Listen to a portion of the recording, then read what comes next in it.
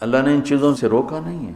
عورت شادی کرو، تمہیں اللہ نے اجازت دی ہے، اولاد ہے ان کی پرورش کرو، کمانا ہے تو کماؤ، سونا چاندی کماؤ، کون روکتا؟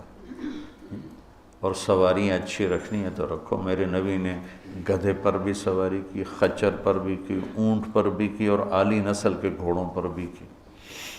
تو آپ نے امت کے تمام طبقات کے لیے راستہ دکھا دیا. اسلام میں صرف غربت کا نمونہ نہیں، اسلام چپڑاسی سے لے کر بادشاہ تک کا نمونہ پیش کرتا ہے، اور زندگی کے ہر پہلو پر میرے نبی کا نور پڑ رہا ہے اور ان کی روشنی پڑ رہی ہے کہ بادشاہوں کو بھی اگر زندگی گزارنی ہے تو نبی کے طریقے کو دیکھیں گے.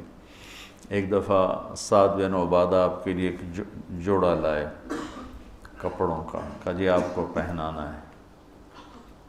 آپ نے پوچھا کتنے کا ہے؟ فرمایا 27 اونٹ دے کے یہ جوڑا خریدا ہے. 27. آج بھی ماٹھے سے ماٹھا اونٹ 2 لاکھ کا ہے، تو تم اسی ردی اونٹ پہ رہو. 2 لاکھ تو 54 لاکھ کا جوڑا میرے نبی نے پہنا. انکار نہیں کیا. تو اتنا مہنگا لے گا، لے جا، میں نہیں پہنتا.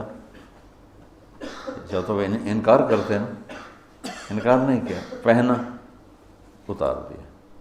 پہن کے یہ سنت نہیں اس کو کہیں گے، اس کو اجازت کہیں گے.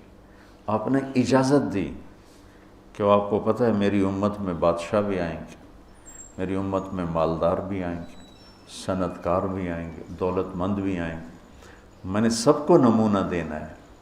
تو آپ پابند لگے کپڑے ہی ساری زندگی پہنتے تو مالداروں کے لیے کہاں سے راستہ ملتا؟ پھر تو صرف غریبوں کے لیے آپ نمونہ تھے، مالداروں کے لیے تو نہیں تھے. آپ اگر ساری زندگی گدھے پر ہی سوار کرتے تو لینڈ کروزر والے کو نمونہ کہاں سے ملتا؟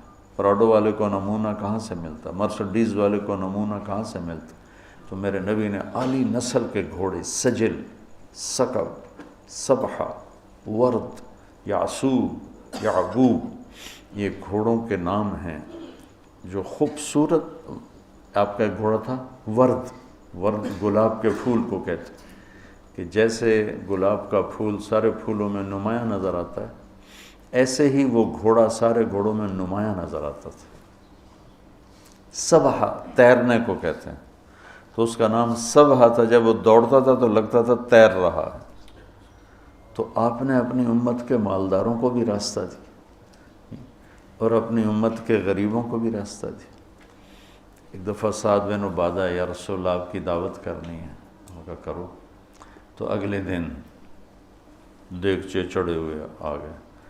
کیا کیا ہے؟ کہ یا رسول اللہ 100 اونٹ ذبح کیے ہیں اور صرف مغز پکا کے لایا ہوں.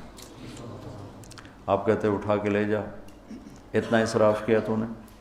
تجھے شرم نہیں آتی؟ اتنا اسراف کیا ہے، اس سے مسجد بن جاتی. اتنا اسراف کیا ہے، اس سے غریب کی شادی ہو جاتی. اتنا اسراف کیا ہے، اس سے فلاں کا علاج ہو جاتا. تو آپ کہتے لے جا، میں نہیں کھاتا. تو کوئی نہیں کھائے گا، تو نے اتنا اسراف. یا رسول اللہ 100 اونٹ ذبح کر کے صرف مغز نکال کے پکایا ہے، آپ کو کھلانا تھا. میرے نبی کو تو 1 اونٹ کا مغز ہی کافی تھا، 100 کیوں ہیں؟ اور آپ کہہ رہے ہیں ٹھیک ہے. لیکن مالداروں کو اجازت دے دی بڑی دعوت کرنے کی، بڑا ولیمہ کرنے کی، بڑی ضیافت کرنے کی. اور 100 اونٹ آپ نے جو جلد لے جاؤ، غریبوں سے کہا لے جاؤ. 100 اونٹ تقسیم کر دیے اور صرف اس کا مغز نکال کے آ کے اللہ کے نبی کو کھلائے. تو میرے نبی پاک صلی اللہ علیہ وسلم پہ قربان جاؤں.